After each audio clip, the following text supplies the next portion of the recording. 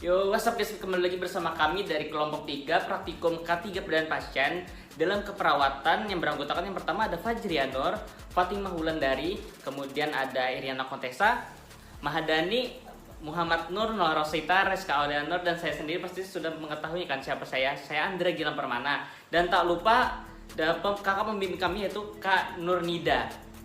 Di sini kami akan membahas tentang hazard biologi. Bang, hazard biologi itu membahas tentang apa sih? Di sini kita akan membahas hazard biologi tentang arthropoda. Nah, Bang, arthropoda itu apa sih? Nah, di sini arthropoda itu merupakan filum besar yang anggotanya meliputi 4 atau 5 dari jumlah hewan yang ada. Namun, arthropoda ini berasal dari dua kata Yunani, yaitu arthros yang berarti bersendi, kemudian ada podes berarti kaki. Arthropoda memiliki karakteristik exoskeleton dan tubuh terbagi menjadi beberapa segmen, serta pelengkap berupa sendi. Film arthropoda terdiri dari 10 kelas. 5 kelas diantaranya merupakan kelas utama yang peranannya besar bagi kehidupan. Arthropoda merupakan faktor penting dalam penularan penyakit parasit dan virus yang spesifik. Kelas insekta dan arachnida menyebabkan dampak terbesar pada manusia. Lalat, nyamuk, dan kutu adalah beberapa contoh hewan kelas insekta, sedangkan contoh hewan kelas arachnida adalah kalajengking dan laba-laba. Guys, kalian udah tahu gak? Di Indonesia, Arthropoda borneo-desites merupakan penyakit endemis yang ditularkan melalui serangga pada daerah tertentu, seperti demam berdarah, malaria, kaki gajah, cikungunya yang ditularkan melalui gigitan nyamuk. Di samping itu, penularan pencernaan seperti disentri, kolera, typhoid fever, dan paratipoid yang ditularkan secara mekanisme oleh lalat rumah. Sebelumnya, kalian udah tahu gak faktor apa aja yang mempengaruhi terjadinya suatu penyakit? Belum kan ya? Kayak aku kasih tahu ya. Jadi, ada 4 faktor yang dapat mempengaruhi terjadinya suatu penyakit. Antara lain, cuaca, reservoir, geografis, dan perilaku manusia. Nah, sebelum kalian menonton video kami, alangkah baiknya kalian bisa like, comment, and subscribe channel YouTube kami yaitu PSIK UGM 2020 K3. Dan jangan lupa kalian untuk menyalakan lonceng notifikasinya agar kalian bisa mendapatkan informasi terbaru dari kami di setiap minggunya. Kalau begitu, selamat nonton. Nah, apa yang dimaksud dengan vektor? Nah, vektor merupakan arthropoda yang dapat menularkan, memindahkan, dan menjadi sumber penularan penyakit pada manusia. Menurut World Health Organization atau WHO, pada tahun 1993, vektor adalah seekor binatang yang membawa bibit penyakit dari seekor binatang atau manusia kepada binatang lainnya atau manusia lainnya. Jenis-jenis vektor penyakit. Ada 2 macam vektor, yaitu yang pertama, vektor mekanis. Vektor mekanis merupakan vektor yang membawa agen penyakit dan menularkannya kepada inang melalui kaki-kakinya atau seluruh bagian luar tubuhnya, di mana agen penyakitnya tidak mengalami perubahan bentuk maupun jumlah dalam tubuh vektor. Arthropoda yang termasuk ke dalam vektor mekanik, misalnya kecoa dan lalat. Yang kedua, vektor biologi. Vektor biologi merupakan vektor yang membawa agen penyakit, di mana agen penyakitnya mengalami perubahan bentuk dan jumlah dalam tubuh vektor. Vektor biologi terbagi lagi atas 3, berdasarkan perubahan agen dalam tubuh vektornya, yaitu cyclopropagatif, cyclodevelopment, propagatif. Cyclopropagatif yaitu agen infeksius mengalami perubahan bentuk dan pertambahan jumlah dalam tubuh vektor maupun dalam tubuh host. Salah satu contoh agen vektor jenis ini adalah nyamuk yang biasanya mengganggu di kehidupan sehari-hari. Jenis penyakit apa saja yang disebabkan oleh arthropoda? Penyakit yang disebabkan atau ditransmisikan oleh arthropoda antara lain, pertama ada caplok atau ticks, dapat menyebabkan penyakit seperti Lyme disease, Rocky Mountain spotted fever, relapsing fever, anaplasmosis, babesiosis, dan tularemia. Yang kedua, Kiger mites, dapat menyebabkan penyakit seperti scrub typhus.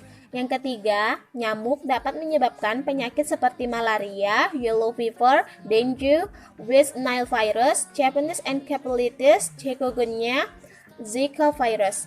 Yang keempat, kissing bugs dapat menyebabkan penyakit seperti penyakit Chagas. Bagaimana sih mekanisme penyebaran penyakitnya? Yaitu secara umum, vektor mempunyai peranan sebagai pengganggu dan penular penyakit. Vektor yang berperan sebagai pengganggu seperti nyamuk, kecoa atau lipas, lalat, semut, lipang, kumbang, kutu, dan lain-lain. Penularan penyakit pada manusia melalui vektor penyakit berupa serangga dikenal sebagai arthropoda-borne disease atau vector-borne disease. Masuknya agen penyakit ke dalam tubuh manusia sampai terjadi atau timbulnya gejala penyakit disebut sebagai masa inkubasi. Nah, pada penyakit arthropoda bone disease terdapat 2 periode masa inkubasi, yaitu periode pada tubuh vektor dan periode pada manusia. Masuknya agen penyakit atau bibit yang berasal dari arthropoda ke dalam tubuh manusia, baik itu melalui gigitan pada kulit ataupun deposit pada membran mukosa, disebut inokulasi atau inoculation. Sedangkan infestasi atau infestation adalah masuknya arthropoda pada permukaan tubuh manusia, kemudian berkembang biak.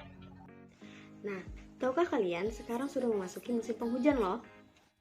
Emang kenapa? Perkembangbiakan nyamuk juga ikut meningkat bro. Gimana sih lu? Betul tuh, kan tadi udah dijelasin. Nyamuk itu salah satu dari vektor penyakit. Iya, benar banget. Tempat saya kerja, nyamuknya banyak banget. Wah, bahaya tuh. Kamu harus melakukan pencegahan agar tidak terkena penyakit DBD. Apalagi sekarang musim hujan. Gimana caranya? Nah, kalau pembasmian dalam pengendalian vektor itu sendiri sebenarnya tidak mungkin dapat dilakukan sampai tuntas sih. Namun kita dapat melakukan usaha untuk mengurangi dan menurunkan populasi ke tingkat yang tidak membahayakan kehidupan manusia, termasuk tempat kerja. Iya benar, tapi aku lupa nih, ada apa saja pengendaliannya itu. Dari kalian ada yang tahu nggak?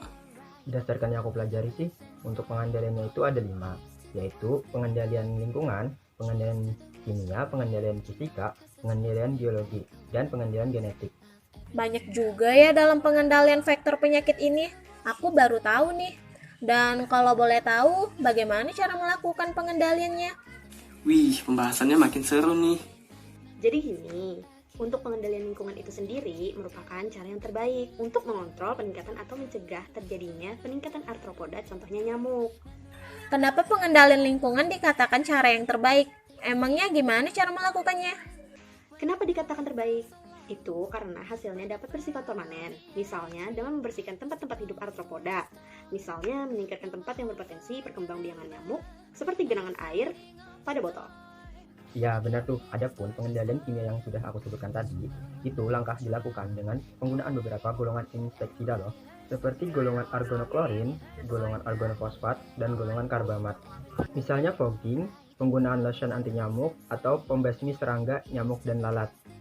Tapi, jika menggunakan cara pengendalian kimia itu sudah jelas terlihat dampaknya, seperti sering menimbulkan resistensi dan juga kontaminasi pada lingkungan. Oh, jadi begitu ya. Sangat disayangkan juga ya jika itu dapat memberikan dampak yang berarti bagi lingkungan.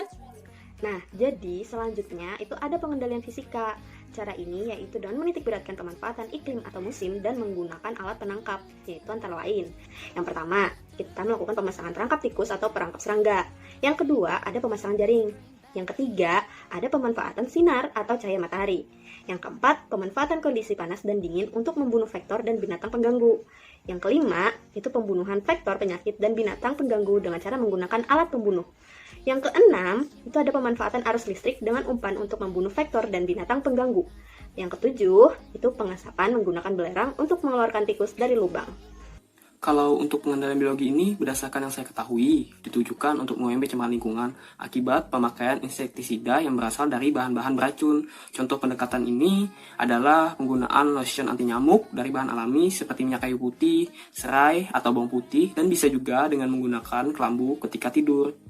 Wah, cukup bagus tuh jika menggunakan pengendalian biologi ini karena menggunakan bahan yang alami. Dan yang terakhir nih, ada pengendalian genetik yang telah disebutkan oleh teman kita sebelumnya. Dan pendekatan ini ada beberapa teknik yang dapat digunakan, diantaranya teknik steril. Maksud dari teknik steril ini yaitu teknik yang digunakan untuk mencapai lingkungan yang bebas dari semua mikroorganisme hidup, bagi yang berbahaya maupun bermanfaat.